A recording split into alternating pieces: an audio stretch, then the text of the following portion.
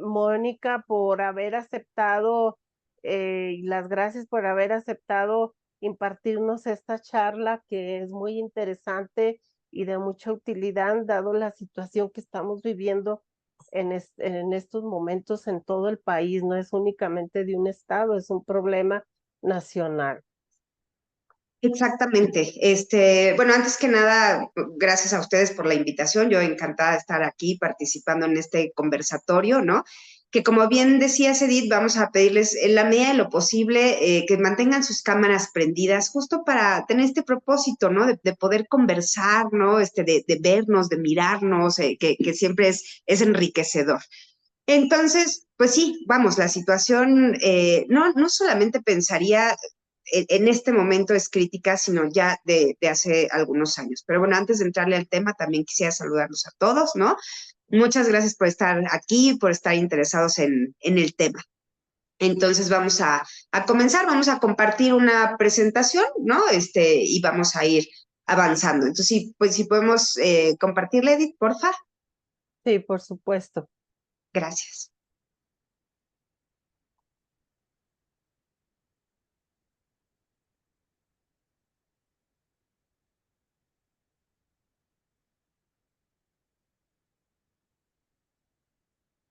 Muy bien. Si tienen alguna duda, alguna inquietud, etcétera, durante la presentación, pueden ponerla ahí en el chat. Edith, ¿tú podrías ir leyendo las preguntas?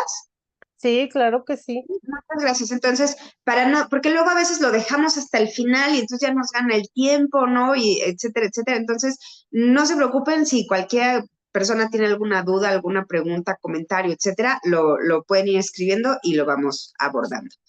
Entonces, si pasamos a la primera lámina, por favor. Vamos a comenzar un poquito hablando como de datos duros, ¿no? Esto nos va a servir para situarnos un poco en dónde estamos y qué es lo que está pasando a nivel nacional con el tema de las personas desaparecidas y no localizadas. Para esto se cuenta justamente con el Registro Nacional de Personas Desaparecidas y No Localizadas en México, que hasta hace un par de días, ¿no? La presentación la realicé hace un par de días, puse los datos.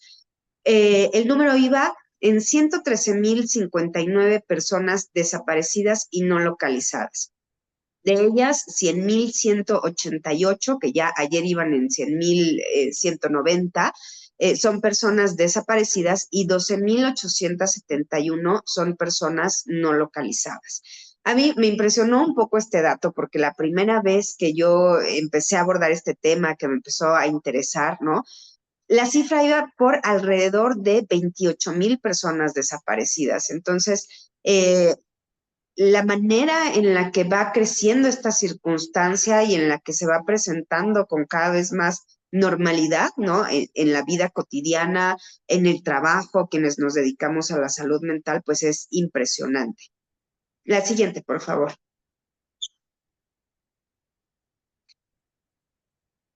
Entonces, vamos a situarnos en la diferencia, qué es una persona desaparecida y qué es una persona no localizada, ¿no? Para entender por qué ellos hacen como la diferencia en estos datos. Entonces, una persona desaparecida es aquella persona de la que se desconoce su paradero y se presume que su ausencia se relaciona con ser víctima de un delito, ¿no? Esto es, por ejemplo, un secuestro.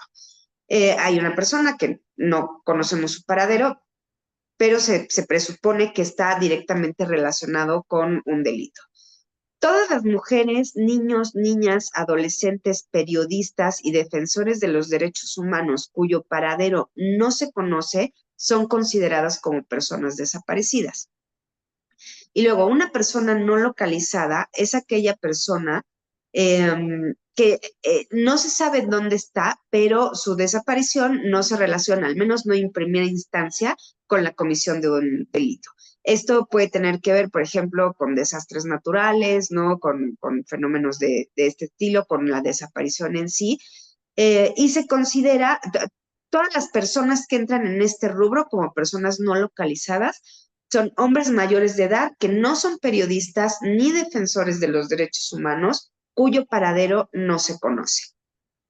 Después de 72 horas, la persona es considerada desaparecida, una persona, digamos, no localizada, ya que han pasado 72 horas, se considera como una persona desaparecida y entonces se cree que pudo haber desaparecido por algún tema relacionado con un delito.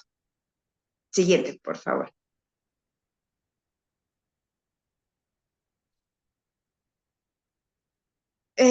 La definición de una persona desaparecida es, dice, dicho de una persona que se halla en paradero desconocido sin que se sepa si vive, ¿no? Esto me parece también muy importante. Esta es la definición que da la Real Academia Española, ¿no?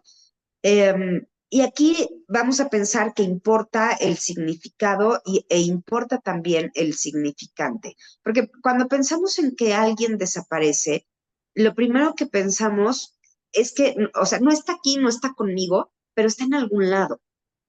Y se tiene la idea o la sensación en primera instancia de que esa persona está con vida. Por eso es importante, ¿no? Esta parte que dice, sin que se sepa si vive, porque eso abre una brecha de incertidumbre tremenda, que además va a ser una de las características principales del duelo blanco, ¿no? El lidiar y atravesar por una incertidumbre que es voraz, digamos, que es aterradora para la persona que está atravesando por este tipo de duelo. Aquí, mientras como repasaba el tema, elaboraba la presentación, etcétera, encontré como algunos elementos curiosos, ¿no? Que por eso puse ahí elementos. Uno es ya, digamos, es un tema difícil, porque generalmente pensamos, siempre que pensamos en una muerte, en un duelo, en una pérdida, pensamos en que va a haber un cuerpo presente, ¿no? Es en realidad una circunstancia excepcional que no sea así. Entonces, desde ahí, el que haya un registro nacional de personas desaparecidas por sus siglas impronunciables, ¿no? Por eso puse ahí, es lo impronunciable. A mí me hacía pensar un poco en como lo difícil que es pronunciar, hablar acerca del tema, ¿no? Es como situarnos ahí, pensarnos en esa situación, ya sea como dolientes o como la persona que está apoyando a ese doliente.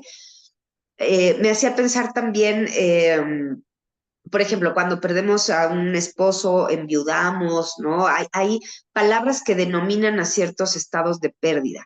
En realidad, no hay uno tal cual que denomine a alguien que está atravesando por una situación de duelo blanco, ¿no?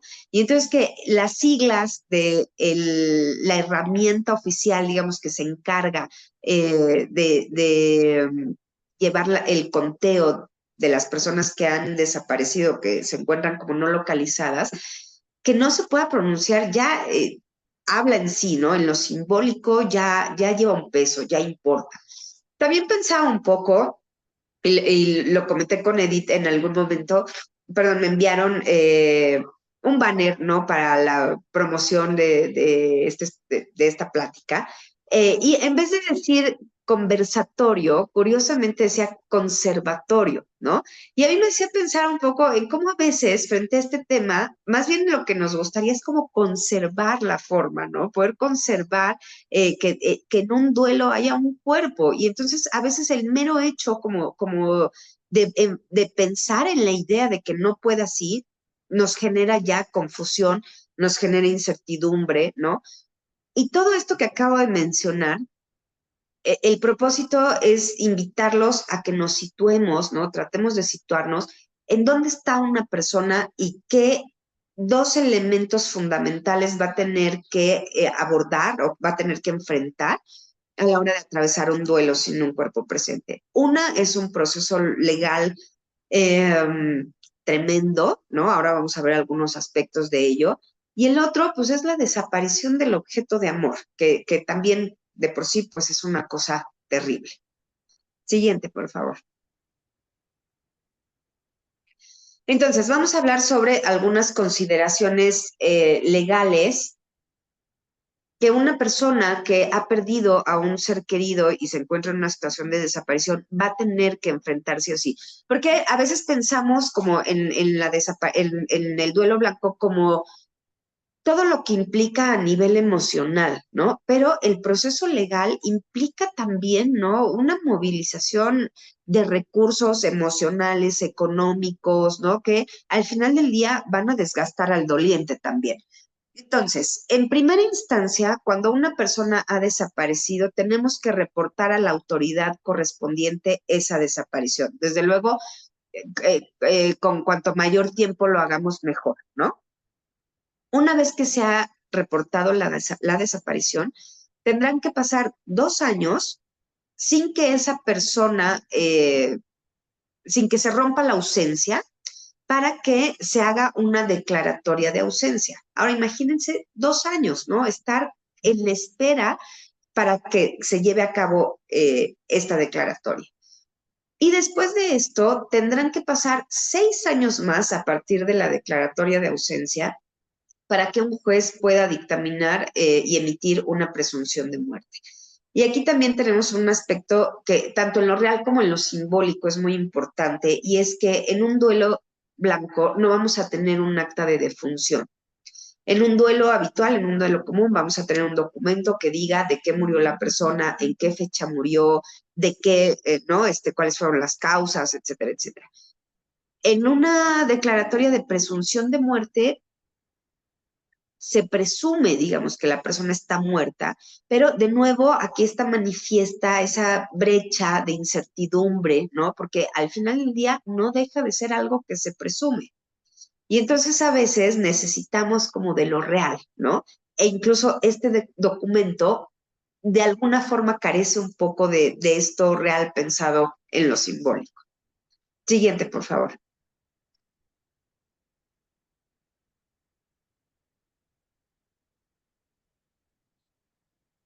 Ujú. Ahí estoy. Entonces, Freud definió al duelo como aquella reacción frente a la pérdida de una persona amada o de una abstracción equivalente. Este es el duelo que conocemos habitual, ¿no? El duelo en el que hay un cuerpo. En duelo y melancolía, el examen de realidad ha mostrado que el objeto amado ya no existe más, y de él emana ahora la exhortación de quitar toda la libido de los enlaces con ese objeto. Y también, digamos, el examen de realidad, es decir, el cuerpo del difunto, es la muestra irrefutable de que el objeto amado no existe más, y entonces a partir de ahí podrá retirarse la libido de un objeto, ¿no? Este es como el proceso de duelo habitual. ¿Qué sucede? Podemos pasar a la siguiente, por favor. ¿Qué sucede en el proceso de duelo blanco? ¿No? A este proceso de duelo blanco se denomina así aquel proceso de duelo que se lleva a cabo sin un cuerpo presente, es decir, sin una prueba de realidad, ¿no? Sin esta prueba de realidad que estábamos mencionando hace un momento. O de algún elemento que confronte al sujeto con la pérdida de lo real. Dicha ausencia de cuerpo genera incertidumbre, que como les he mencionado es una de las características fundamentales de este tipo de duelo. Genera mucha confusión porque vamos a ver un poquito más adelante cuáles son las causas más comunes de este tipo de duelo que los suele generar, ¿no? Pero muchas veces no se sabe qué ha pasado, ¿no? La única certeza es que la persona no está, pero más allá de eso no tengo mucha certeza. Entonces hay confusión como qué pasó, a dónde fue, por qué se fue, a qué salió, por qué no regresa, ¿no? ¿Por qué no vuelve? ¿Por qué no hay comunicación? Entonces hay mucha confusión. Siempre está la esperanza también, y es otra característica súper importante de este tipo de duelos, la esperanza de que la persona regrese.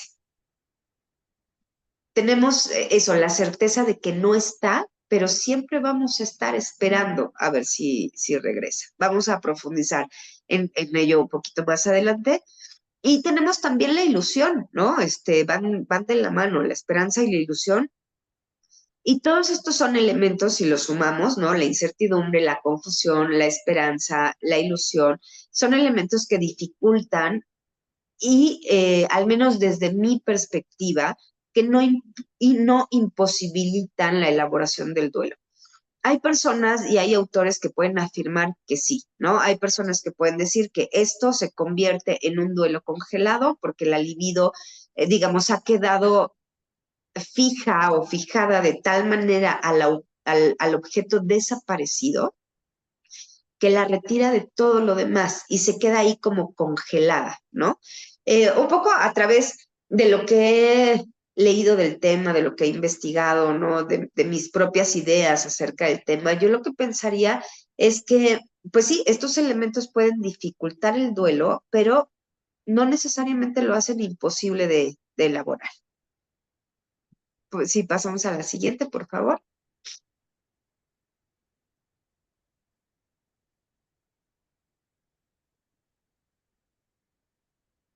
Oh, es la que ¿Esta? Ay, sí, por favor.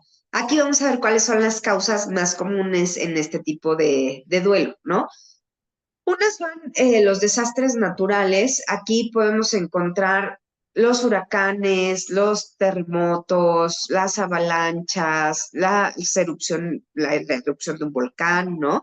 Y aquí voy a hacer una pausa un momentito, porque de pronto podemos pensar que este tema del duelo blanco, estas cosas, como que pasan lejos, ¿no? Es también un poquito de la dificultad a veces que tenemos de entrarle el tema, el pensarlo así como algo lejano. Pero hoy por hoy podemos estar viendo con el huracán Otis que lo tenemos aquí, ¿no? Actualmente, en este momento, en cifras oficiales, hay al menos 58 personas desaparecidas tras el huracán. Y entonces, eso, digo, si suena a ver, lo voy a plantear así. Puede sonar un poco como, ay, bueno, son pocas personas, ¿no? Finalmente, una persona desaparecida es una persona desaparecida y por cada persona desaparecida hay una familia, una esposa, un esposo, un amigo, un compañero, un tío, un primo, ¿no? Que están sufriendo ese duelo por esa persona. Esto nos haría pensar también como en qué momento empieza el duelo blanco, ¿no? Empieza cuando desaparece la persona, empieza cuando se hace la declaratoria de ausencia, empieza cuando se declara ya la presunción de muerte legalmente, ¿no? En ese sentido, me parece que es un proceso interno e iniciará, digamos, en cada persona ese proceso de acuerdo a la relación que esa persona haya tenido con el objeto ausente, ¿no? Y es un poco, a veces sucede lo mismo cuando sí tenemos el objeto presente. No necesariamente el duelo empieza cuando nos dicen que una persona ha fallecido. Lo que pasa es que al saber que falleció y además al tener el cuerpo, es, digamos, como el momento que podríamos identificar en donde comenzaría el duelo habitual, ¿no? En estricta teoría. Luego, como decía, ya dependerá de la historia de cada quien con el objeto perdido. Pero en el tema de desapariciones, ¿no? Ya hay una sensación de pérdida cuando sé que el otro está extraviado, cuando sé que el otro no lo puedo localizar, cuando sé que el otro está perdido. Entonces, bueno, esto que pensamos a veces como que son cosas que pasan en las guerras, por ejemplo, y que están lejos, ¿no? Que cuando voy a atender yo a un paciente en esta situación, son cosas que tenemos aquí de manera cotidiana, no solo con Otis, que lo podemos ver de forma muy tangible en este momento, sino también en otras circunstancias que son las causas más comunes de este tipo de duelo y que tienen que ver, por ejemplo, con accidentes, ¿no? Accidentes aquí la particularidad es donde no hay datos suficientes para poder identificar un cuerpo. Es decir, sí puede haber incluso como algunas partes de un cuerpo, ¿no? Pero con los datos, cuando los datos no alcanzan para corroborar que se trata de una determinada persona, entonces ahí califica, ¿no? Como una persona desaparecida o no localizada. Y los deudos, pues, entrarán en este tipo de duelo blanco. Eh, Como tercera causa tenemos las desapariciones, ¿no? Que estas pueden tener múltiples causas. Por ejemplo, personas que se van a cruzar la frontera, ¿no? Y de repente la familia, los amigos, nunca más volvieron a saber de ellos. No saben si se ahogaron, no saben si sí pasaron, si tuvieron dificultades, si los mataron, ¿no? Eh, entonces, generalmente se inicia en algún punto este proceso legal, porque además, digamos, discúlpenme un momentito, por favor, traigo una alergia y una congestión un poco. importante.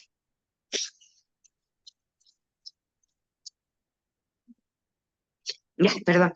Em, Eso, a veces vamos, en algún momento la persona que desapareció, vamos a pensar que haya podido estar casada, que tenga hijos, ¿no? Que tenga bienes. Entonces, la realidad sí se va a imponer y va a hacer que el deudo se tenga que ir movilizando, porque estos asuntos se tienen que resolver, ¿no? Entonces, todas estas personas que han desaparecido, incluso la persona a veces que decidió desaparecer por voluntad propia, que son quizá los menos los casos, pero que sí los hay, eh, y se tienen que movilizar todos estos aspectos legales, ¿no? Porque alguien se tiene que encargar de las cosas de las que ya no se puede encargar la persona desaparecida o ausente. Y la cuarta causa más común es el secuestro, que también, digamos, desafortunadamente es un acontecimiento, pues cada vez más, que sucede cada vez más en nuestro país, ¿no? Eh, y a veces puede aparecer la persona, a veces viva, a veces puede aparecer el cuerpo y a veces simplemente la persona desaparece, no se vuelve a saber nada de ella y queda, ¿no? Para los dolientes, para quienes sí están, queda por atravesar estos dos procesos, el legal y todo este proceso de duelo blanco. No sé si hasta aquí hay alguna duda, alguna pregunta, No si hay alguien quiere hacer nada un hasta por comentario. Ok, ok, bueno, entonces vamos a continuar. Celina, perdón, Sí, sí, sí, sí, sí, no, Celina tiene adelante. alguna pregunta. A ver, Celina, adelante. Sí, gracias. Nomás quiero preguntar, ¿aquí entra el suicidio en el duelo blanco? No, porque la característica del duelo blanco es cuando no se tiene un cuerpo presente. Ok, ¿No? ya me queda Entonces, claro. en cualquier circunstancia donde no hay un cuerpo presente, entra en la categoría de duelo blanco.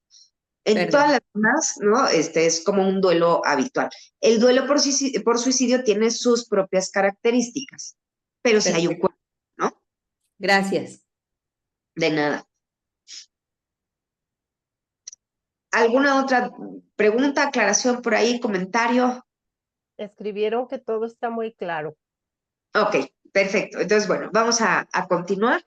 ¿Cuáles son hay distintas posturas en el duelo blanco, ¿no? Desde luego está la freudiana y ha sido interesante porque también un poco a lo largo del tiempo, cuando he ido investigando un poco acerca del tema, son autores principalmente lacanianos, ¿no? Los que han profundizado más en este tema. Pero bueno, vamos parte por parte. Freud, como decía hace rato, en Duelo y Melancolía escribió y decía, el examen de realidad plantea que el objeto amado ya no existe más y de él emana la exhortación de retirar toda la libido de sus enlaces con este objeto. Decía hace un ratito, pues es el duelo habitual, ¿no? Hay un cuerpo presente, ese cuerpo presente es la prueba de realidad, yo estoy viéndolo, ¿no? Necesitamos, muchas veces somos como seres y tenemos a veces este dicho, ¿no? Como de ver para creer. Y entonces eso es lo que representa el cadáver, ¿no? Es la prueba de realidad irrefutable de que el objeto de amor ya no está, ¿no? Se ha muerto, pero lo estoy viendo, incluso lo puedo tocar, ¿no? Hay personas que se acercan y necesitan tocar al difunto, ¿no? Como para sentir ese frío y decir, ok, verdaderamente esto ya no existe más. En el duelo blanco, ¿no? Carecemos de esa prueba irrefutable de realidad. Luego, en De Guerra y Muerte, Freud también advierte eh, que la actitud de un sujeto frente a la muerte, especialmente frente a la propia, es la de no creer en ella, ¿no? Aquí retomo nuevamente este tema de ver para creer.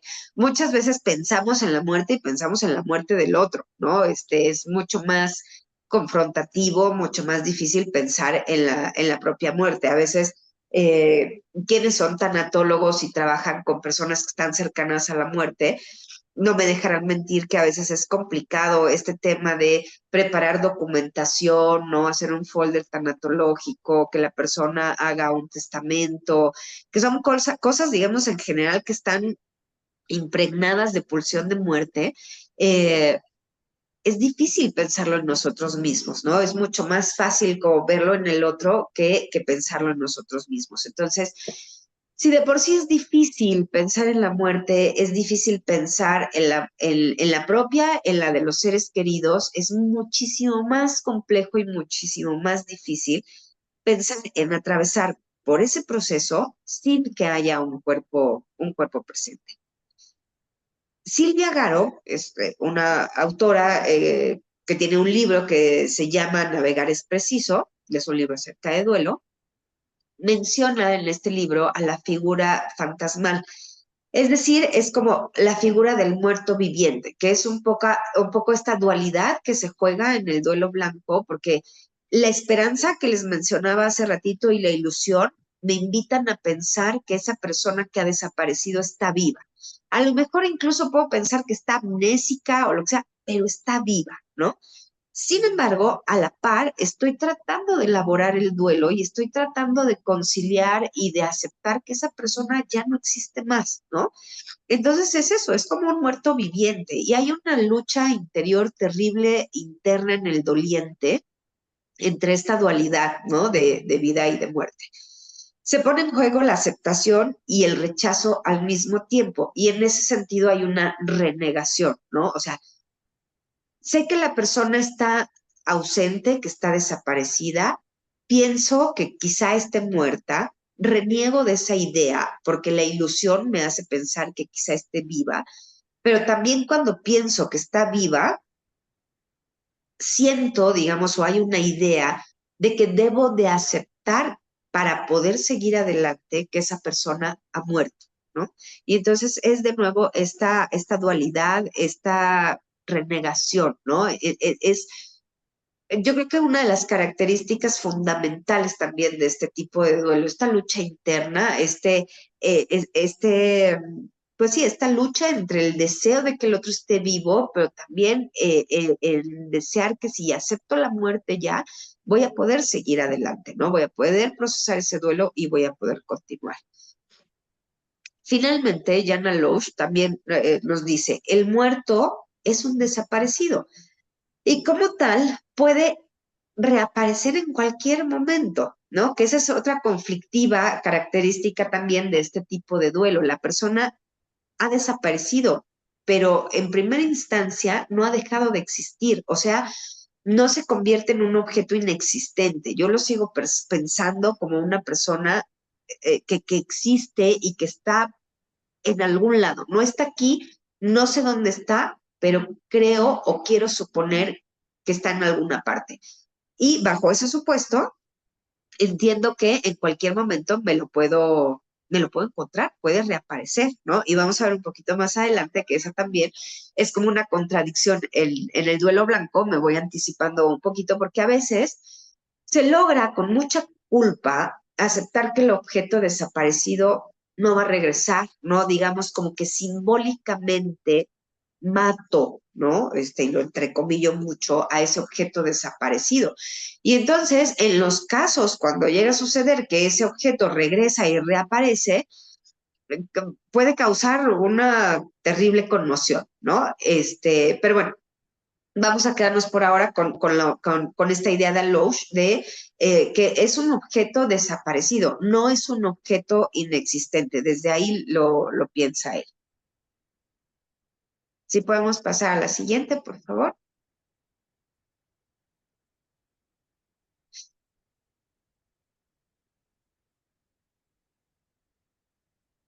Ahí está. Una más. Ahí, ver, gracias. Entonces, bueno, para poder elaborar un duelo de este tipo de pérdidas, dependerá más del movimiento psíquico que se haga frente al objeto perdido que del reencuentro con este, ¿no? A qué se refiere? Habitualmente, en un duelo cotidiano, nos confrontamos, podemos ver el cuerpo y a partir de ahí no vamos a iniciar el proceso de duelo, vamos a retirar la libido de ese objeto y más adelante podremos depositarlo en otros objetos. Este es como un duelo si tuviésemos que denominarlo de alguna manera, a través del encuentro, ¿no? Yo me estoy encontrando con el cuerpo de esa persona que ha fallecido y a partir de ahí vendrá el duelo. En el duelo blanco no se va a dar por la vía de la recuperación del cuerpo, no se va a dar por la vía del reencuentro con el objeto, sino va a haber, digamos, un cambio en la relación con el objeto, es decir, se va a dar por vía libidinal y no por el cambio del reencuentro o la sustitución con el objeto. Para que esto sea posible, va a haber un momento en el proceso de duelo en el que voy a tener que conciliar, ¿no? O se va a tener que conciliar con la idea de que no voy a poder ver el cadáver, no voy a poder ver el cuerpo, no voy a poder tener un encuentro con él. Y lo que va a importar es la representación interna que yo tenga de ese objeto de amor. Es decir, en dónde me coloque yo en el duelo, ¿no? Y retomo un poquito lo que decía de Alosh, si yo me sigo relacionando con el objeto inexistente, el duelo tomará un camino. Si yo me relaciono con la idea, ¿no? Libidinalmente, digamos, con la idea de un objeto desaparecido, mi duelo va a tomar otro rumbo. Y es así, ¿no? Dependerá un poco de el camino por el que yo logre representar a ese objeto desaparecido, de cómo se puedan ir dando los diferentes destinos del duelo. ¿Hasta aquí alguien tiene alguna duda, algún comentario, alguna participación?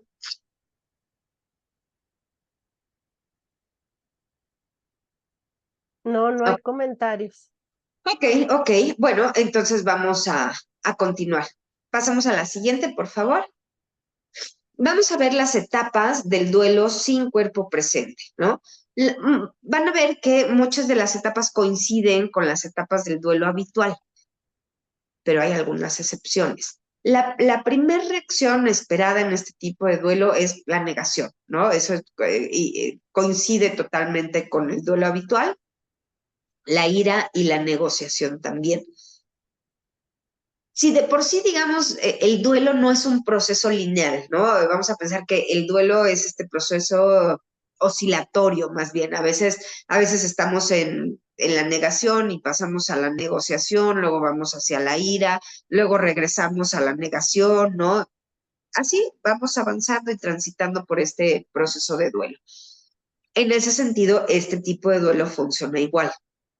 Entonces, los tres primeros pasos, ¿no? Que son la negación, la ira y la negociación, se van a dar más o menos de manera similar al duelo habitual. Y una de las primeras diferencias es que el doliente que se encuentra en este tipo de circunstancias tiene que lidiar con la ilusión y con la esperanza de que el ser querido vaya a reaparecer. Aceptar que quizá no vaya a ser así abre la posibilidad, como les decía hace un momento, como de matarlo simbólicamente. Cuando tenemos el cuerpo, podemos ver, ¿no? Como les decía ahorita, de manera tangible que ahí está. Pero cuando no lo tenemos y yo lo nombro, ¿no? Y yo le doy, lo verbalizo, lo pongo en palabra, digo que esta persona ha desaparecido y voy a hacer como si estuviese muerta, ¿no? Es muy duro, es un proceso muy difícil y entonces el doliente lidia, ¿no? Con la ilusión y la esperanza versus la depresión y la culpa. La depresión, digo, tanto en la depresión como en la culpa está esta renuncia, ¿no? Aceptar que el ser querido puede ser que no aparezca y que yo voy a elaborar un duelo por ello, es casi matarlo, ¿no? Entonces, eso puede generar mucha culpa y hace que el doliente pueda entrar como en mucha depresión.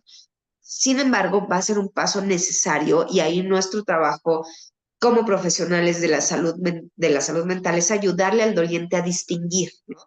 Que el hecho de que pueda aceptar que la persona ha desaparecido y que quizá no vuelva más y que se hagan ritos funerarios, que ahorita vamos a ir para allá, y que se inicien los procesos legales que se deben de iniciar, etcétera, eso no hace que esté matando a la persona, ¿no? Eso ni lo está matando, ni lo convierte en el responsable de la desaparición o de la pérdida, porque además a veces también están esos aspectos culposos, ¿no? Cuando hay estas coincidencias a veces que, ay, es que yo le pedí que saliera y entonces le dije que fuera a la tienda y la secuestraron y ya no regresó y ya no supimos, etcétera. Eso genera un monto de culpa importantísimo, que es uno de los aspectos también muy importantes, valga la redundancia, que vamos a tener que trabajar con una persona que se encuentra en este tipo de duelo, ¿no? Hacerle saber que aceptar e ir avanzando en el proceso de duelo no lo convierte en el responsable de la desaparición. A través de todos estos pasos y a través de todo este trabajo, poco a poco, este es el ideal, ¿no? Es ahí hacia donde nosotros vamos a ir trabajando en que se dé el cambio en la relación con el objeto y entonces empezar a vincularse con un objeto desaparecido, presuntamente muerto, ¿no? Más que con un objeto que en cualquier momento va a reaparecer.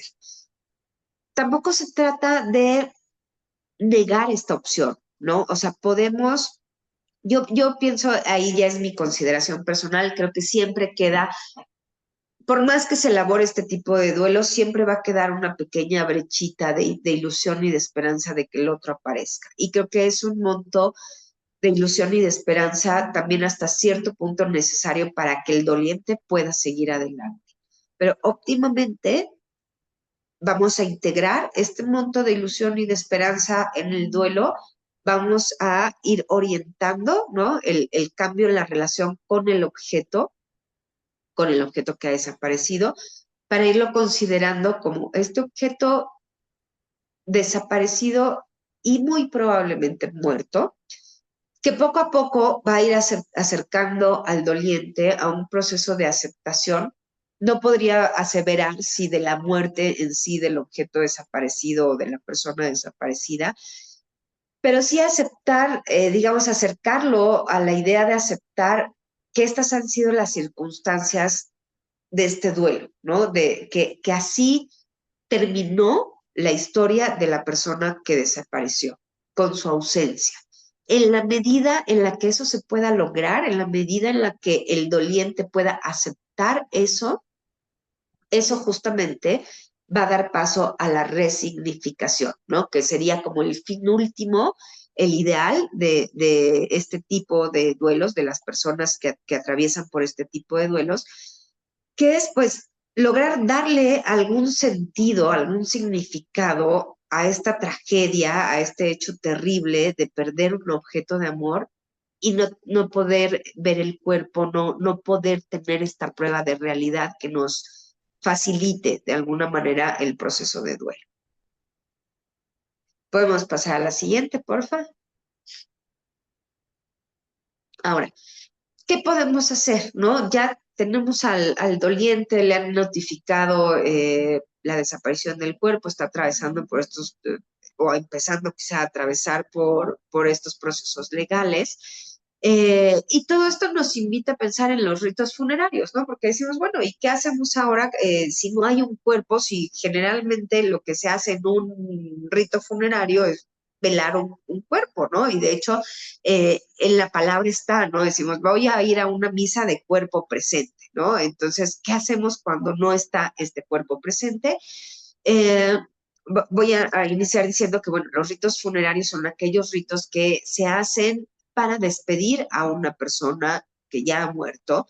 Y entonces, a veces, como que realizar algún tipo de rito funerario cuando no existe un cuerpo presente es complejo porque está esta idea de que es para despedir a alguien que ya murió, ¿no? Entonces, cuando hay cierta resistencia a uno aceptar que esta persona ha muerto por este monto de ilusión y de esperanza que les he mencionado, puede haber cierta reticencia, ¿no?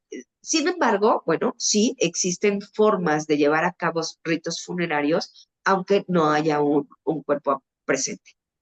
Acceder a la posibilidad de realizar los ritos funerarios es la llave para la elaboración de un duelo, aun cuando no haya un cuerpo presente. Es la posibilidad de decir adiós y continuar. Si podemos pasar a la siguiente, por favor. Ay, me asustaste. Ay, no acabo. Ponte un pants. Quiero que te pongas un pants. Busca uno. Por ahí hay alguien que tiene su micrófono abierto, por favor, si pudiésemos cerrarlo.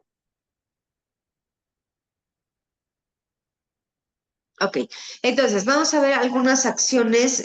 Nos regresamos una, porfa, la que dice acciones simbólicas.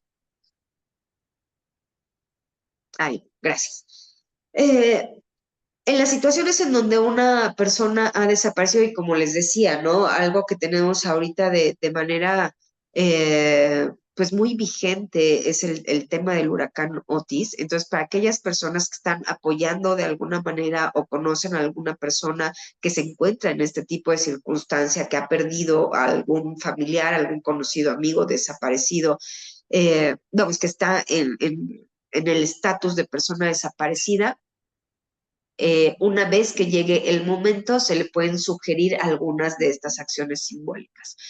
Llenar un ataúd con objetos pertenecientes a la persona en cuestión. Desde luego, nada de esto va a reemplazar al objeto perdido, ¿no? Pero como el título lo indica, pues son acciones simbólicas. Se puede también realizar un velorio con ese ataúd, con todos los rituales, digamos, que implica un velorio. Se pueden llevar a cabo misas, los objetos que se pusieron en ese ataúd se pueden cremar y se les puede buscar un lugar para enterrarlas, ¿no? Se puede llevar a cabo, digamos, pues sí, un entierro.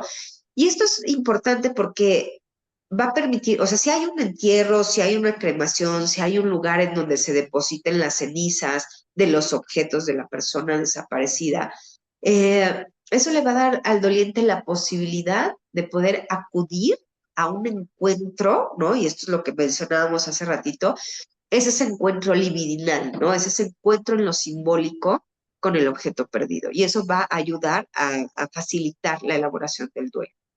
Se puede, desde luego, poner un pequeño altar en algún lugar. Simbólicamente, estas acciones ayudarán a descatequizar, ¿no? Al objeto y se convertirán en depositarias de la libido. Es un poco lo que sucede a veces cuando hay una tumba, hay un cuerpo presente, ¿no? Ahí muchas veces vamos y depositamos la libido. Estas acciones simbólicas tendrían también ese propósito. Ayudarán a poner en palabra la angustia de la ausencia. Y eso es algo que al doliente le va a ayudar tremendamente, consciente e inconscientemente para su proceso. Si pasamos a la siguiente, por favor.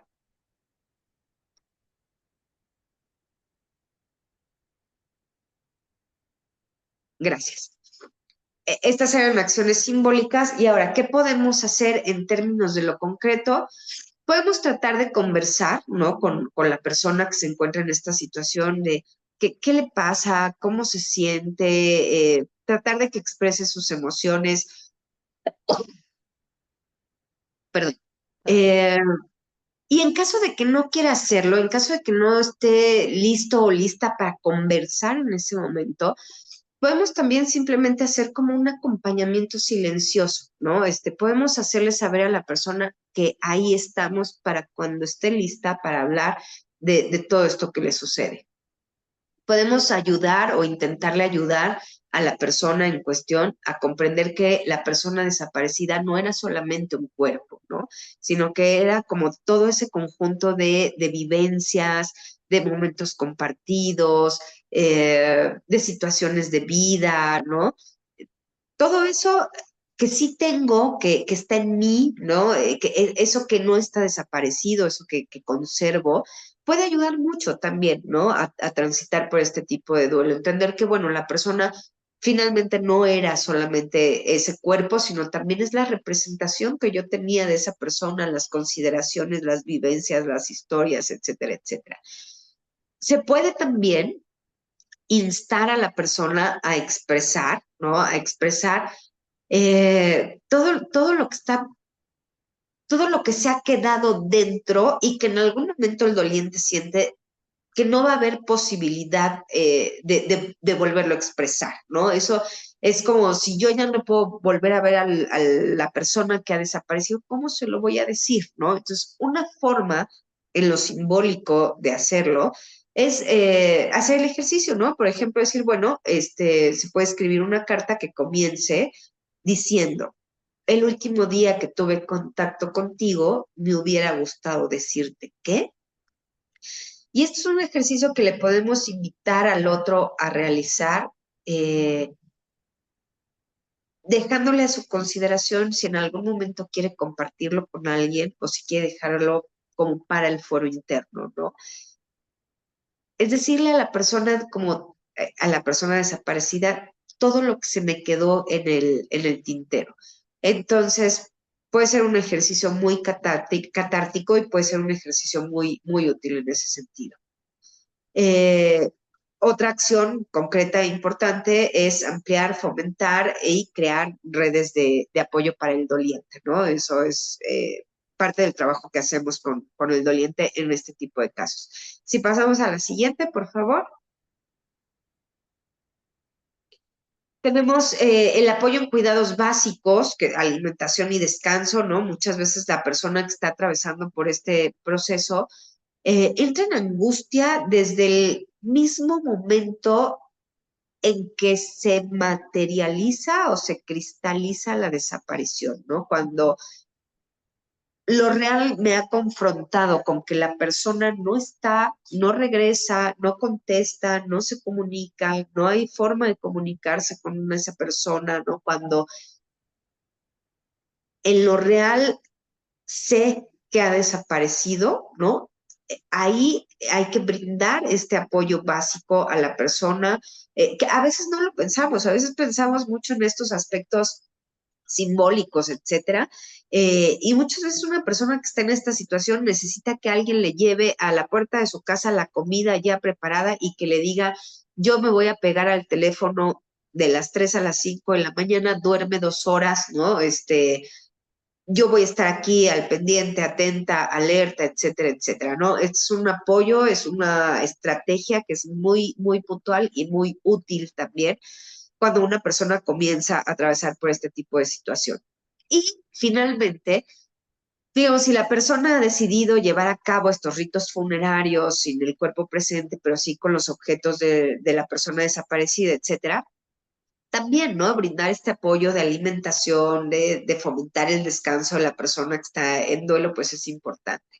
El apoyo en trámites y documentación es muy importante también. Como les decía, el proceso legal puede ser tremendo, ¿no? Es un proceso muy, muy complejo.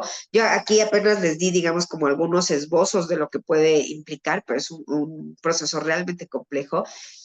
Entonces, en todo aquello en lo que se puede apoyar a una persona que atraviesa por un duelo blanco respecto a trámites y a documentación, le va a ser de mucha utilidad. Para el doliente también puede ser muy útil unirse a colectivos de personas desaparecidos, de personas desaparecidas, perdón, fundaciones que tengan que ver con el tema. Esto, desde luego, ayuda a la identificación, ¿no? Y a sentir que hay personas que realmente entienden por lo que estoy atravesando, porque es también parte del sentir de quienes atraviesan por este tipo de circunstancias, ¿no? Hay incluso como una especie de enojo a veces, que es como, tú no sabes de este tema, ¿no? Entonces, el hecho de poder tener estas otras redes de apoyo y afiliarse a colectivos puede ser muy útil también. Desde luego, cuidar de la salud física y mental. Y una sugerencia siempre importantísima es buscar ayuda profesional y que sea justo así, ¿no? Con un profesional de la salud mental. Todos estos elementos, todo lo que hemos mencionado, todas estas acciones simbólicas y concretas van a procurar, van a facilitar que el doliente pueda resignificar esta experiencia tan terrible y eso dé la posibilidad de continuar. Si podemos pasar a la siguiente, por favor. Gracias. Ahora, ¿qué secuelas deja el duelo blanco? ¿No? Ya hablamos como de todo el proceso, todo lo que puede implicar y hasta dónde puede llegar, ¿no? Que es hasta resignificación. Pero ¿qué pasa después? Digamos, ¿no? ¿Cuáles son las secuelas que deja un duelo blanco? Deja sentimientos de desesperación y de enojo, porque al final es una situación que de alguna manera, digamos, y ahí hay que concederles cierta razón a aquellos autores que piensan que este duelo nunca se termina de tramitar, eh, es esta desesperación constante, ¿no? Es como, de todos modos, haga lo que haga, diga lo que diga, la persona sigue estando desaparecida. Desde mi punto de vista, yo pienso que sí, el objeto podrá seguir desaparecido y puede haber reminiscencias de esta desesperación, pero eso no imposibilita la elaboración del duelo. Generalmente, este tipo de experiencias suele dejar crisis de angustia, ¿no? De pánico también, como estas crisis de angustia intensas que irán disminuyendo o pueden ir disminuyendo de intensidad con un buen trabajo, dejan incertidumbre, desazón, esta sensación de culpa que les mencionaba anteriormente, ¿no? Porque si yo decido hacer una serie de cuestiones orientadas a procesar el duelo, es aceptar en lo simbólico es como estar matando al objeto, entonces eso puede generar como cierta culpa. Y finalmente, y es una parte, digamos, como un poco cruel de la sociedad a veces, porque no van a faltar los señalamientos, ¿no? No van a decir quien diga, uy, no, pues tu esposa que desapareció y ya al ratito ahí andabas con otra persona, ¿no? Qué barbaridad, o cómo fuiste capaz de continuar con tu vida aun cuando Juanito, María, Lupe desapareció, ¿no? Entonces, el doliente que viene ya de por sí de un proceso de duelo sumamente complicado, va a tener que lidiar con estas secuelas y con estos señalamientos, que finalmente también se pueden ir trabajando, ¿no? Entonces, y antes de pasar a la siguiente lámina, me gustaría preguntarles si tienen una hoja blanca por ahí disponible a la mano. Si podíamos dejar de compartir un momentito la presentación, por favor, para ver si los puedo ver. Ok. ¿Tendrán una hoja blanca a la mano? Ok, bien. Entonces les voy a pedir que hagamos un ejercicio con esa hoja. Les voy a pedir, por favor, que tomen su hojita, que es una hoja que no les sirva, por favor. Listo. Entonces les voy a pedir, por favor, que tomen su hoja y la doblen por la mitad. Si pueden irlo poniendo así en la cámara, ir haciendo el ejercicio para que lo vayamos viendo, ¿no? Tomen su hoja, doblenla a la mitad. Ya la tienen doblada. Ahora les voy a pedir que rompan la esquina superior derecha de esa hoja.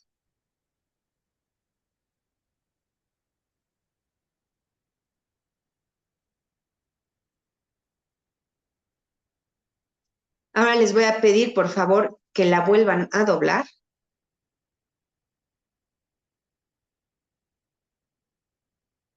Y rompan la esquina inferior izquierda de esa hoja. Esquina inferior izquierda de esa hoja.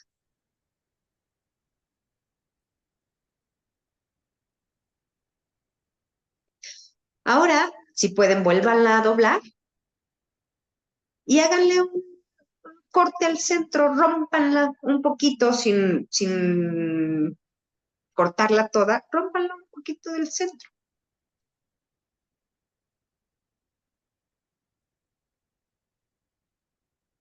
Ahí como podrán ver algunos hay como un poquito más de dificultad, ¿no? Esto tiene que ver con el duelo en el sentido de cuanto más complicado es, más cuesta, digamos, elaborarlo, ¿no? Pero bueno, conserven su hojita así como la tienen, por favor, y las esquinitas así en el doblez en el que se quedaron, les voy a pedir que las esquinitas que aún las tengan, también las rompan.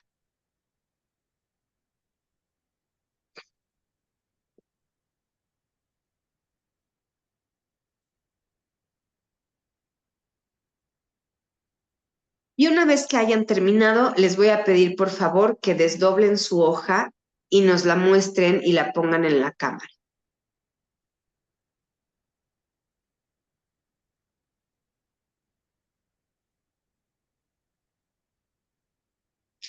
¿Qué pueden observar ustedes? Me gustaría que por un momento abrieran sus micrófonos y me puedan decir ustedes qué observan en esas hojas. Hola, buenas noches. Hola, Este, muy bien, buenas noches.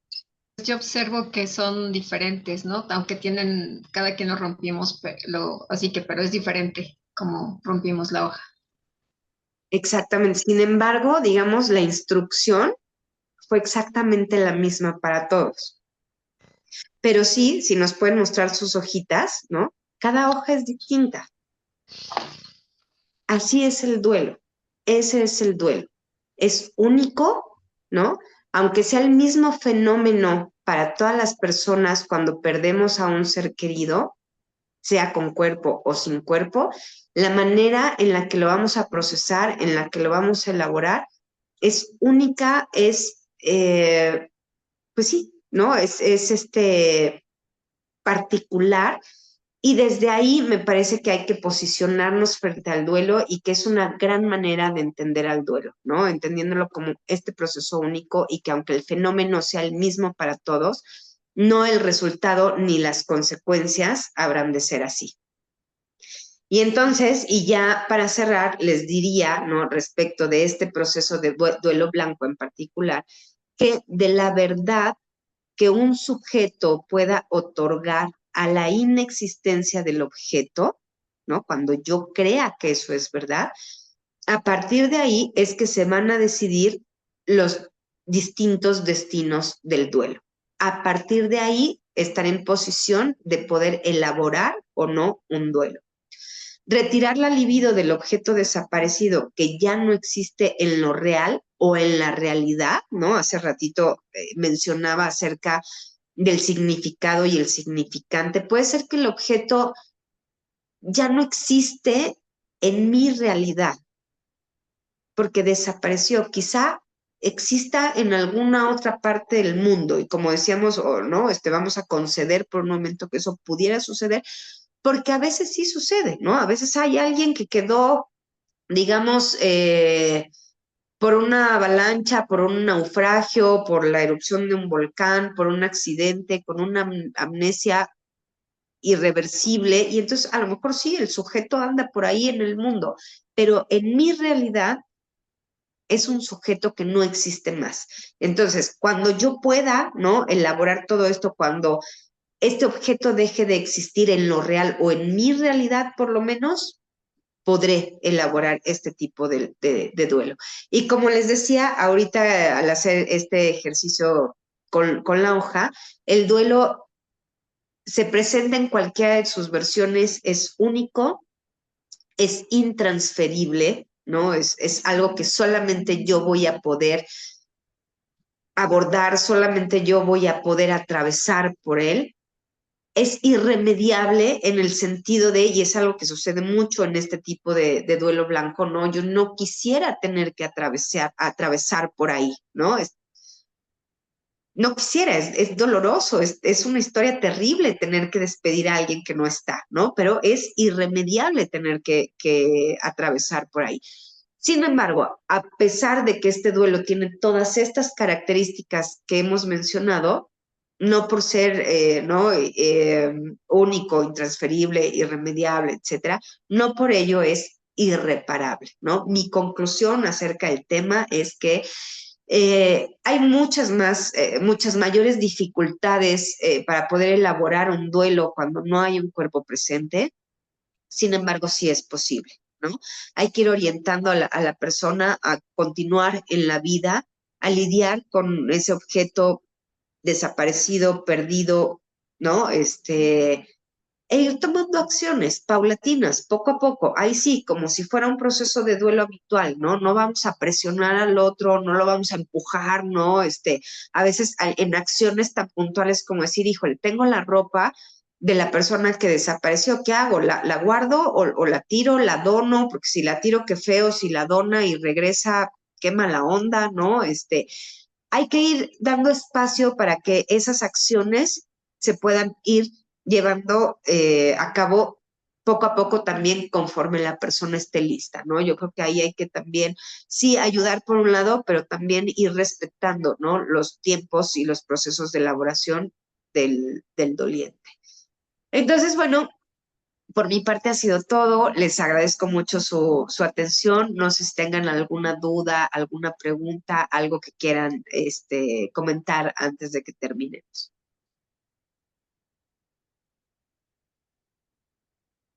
Lupita, Sí, gracias. Buenas noches. buenas Bueno, noches. yo me quedo con una duda.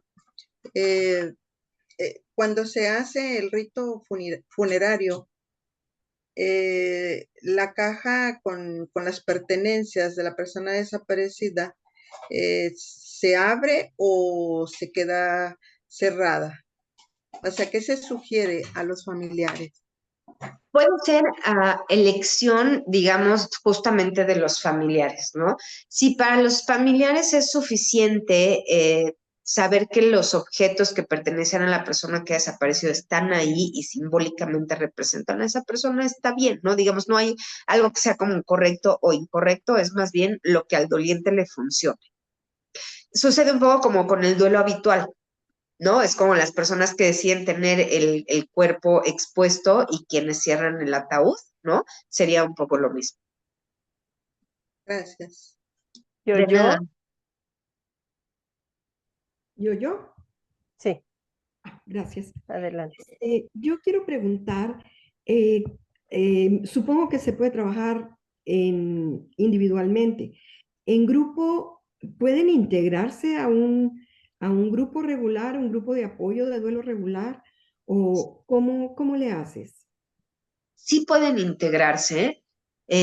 Funciona un poco como la terapia de grupo, ¿no? Y de hecho es la importancia también, hace rato que les decía, como de pertenecer a colectivos, ¿no? Al final del día podríamos pensar en la terapia grupal como un colectivo, es un grupo de personas que está atravesando por la misma situación. A veces la misma procuraduría, ¿no? Invita a grupos de apoyo para personas en situaciones, ¿no? Que tienen familiares o conocidos amigos en situación de desaparición, ¿no? Sobre todo, y que además, como la mayoría de los casos, los que están vinculados con la comisión de un delito, ¿no? Trata de blancas, trata de personas, secuestro, reclutamiento para el crimen organizado, ¿no? Que son muchos de los motivos que tienen que ver en realidad con las desapariciones que hay actualmente en el país. Podríamos pensar, por ejemplo, que quizá un huracán es una cosa mucho más excepcional, ¿no? Eh, las personas desaparecidas que tienen que ver con la comisión de un delito es algo muchísimo más común. Gracias. De nada. Padilla de la Chesnaye. Ah, sí, soy yo, perdón, es que es el chat que uso en la escuela de mis hijos. Bueno, primero darles las gracias, ha sido como muy, muy importante. Y pues bueno, mi duda es, nos comentaron de ciertas estrategias que se pueden hacer, pero muchas veces, cuando la persona se niega, o sea, está como totalmente cerrada y más bien evita el tema. Y cuando se le toca el tema, pues como que así, no quiero hablar de eso y como que está pues permanentemente en la negación. ¿Es mejor o es más prudente pues presionar poco a poco, todos los días un poquito? O pues no sé qué estrategia sería mucho más pues útil o menos, pues se daña menos a la persona, ¿no?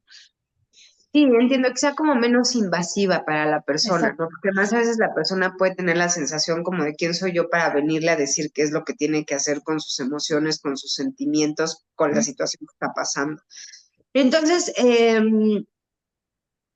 es difícil responder porque casi que habría que ver cada caso en lo individual, ¿no? Dependerá de cómo sea la relación del doliente con la persona que ha desaparecido. Dependería en saber en qué radica la dificultad para entrarle a los temas, ¿no? O al menos para poderse aproximar, ¿no? A la idea de que muy probablemente la persona desaparecida haya muerto.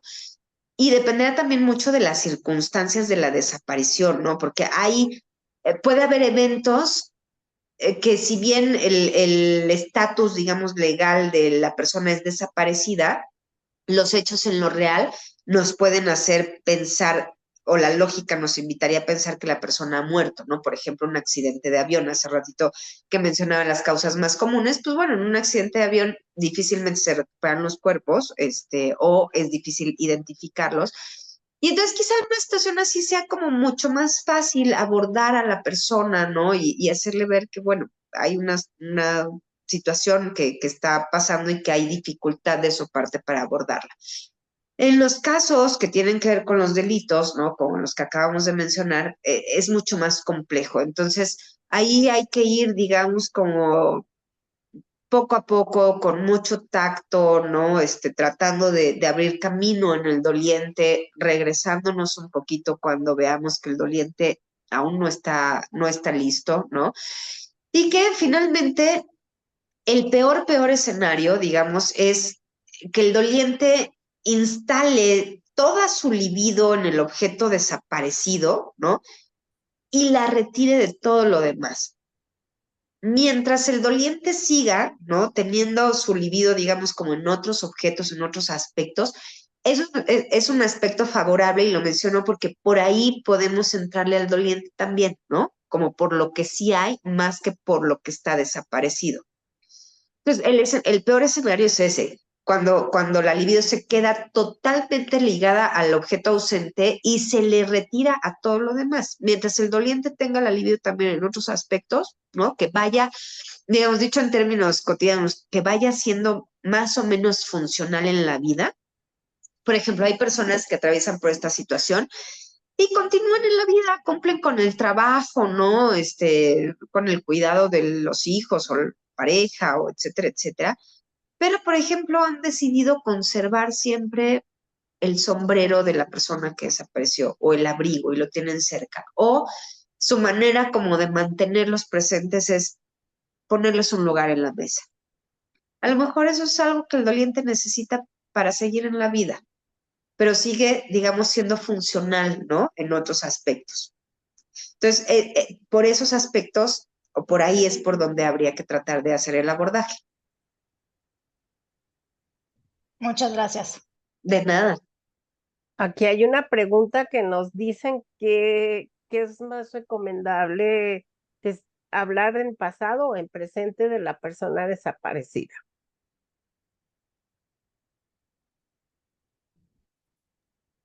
Perdón. Idealmente, ¿no? Se podría ir haciendo como una transición conforme vaya pasando el tiempo. Me parece que podría resultar un poco rudo, ¿no? Digamos, de inicio, comenzar a hablar en pasado de la persona, puesto que está desaparecida. Y pensemos que en la mente del doliente se están jugando todos estos aspectos de ilusión, de esperanza, de reaparición, etcétera, y que apenas va a comenzar todo este proceso para lograr resignificar este duelo, ¿no?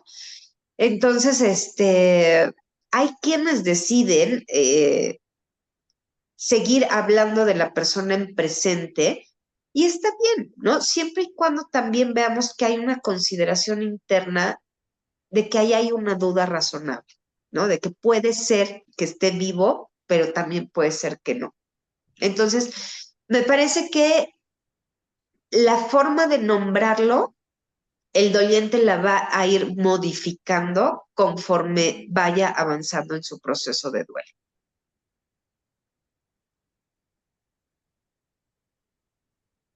Pues muchas gracias, Mónica, por haber aceptado estar aquí con nosotros en esta plática. Muchísimas gracias a todos ustedes que nos acompañaron y que hacen posible que estos conversatorios se den. Muchísimas gracias. Les recomiendo no salirse del grupo porque ahí pues les estamos publicando lo de los programas que tenemos, los conversatorios que siguen. Muchísimas gracias. Les mando un abrazo a todos, cada uno, y pues muchas gracias, Mónica. de parte de todos. Que tengan una bonita noche. Muchas gracias a Gracias. todos por su atención y que tengan linda noche. Gracias. Hasta luego. Bye. Hasta luego. Bye.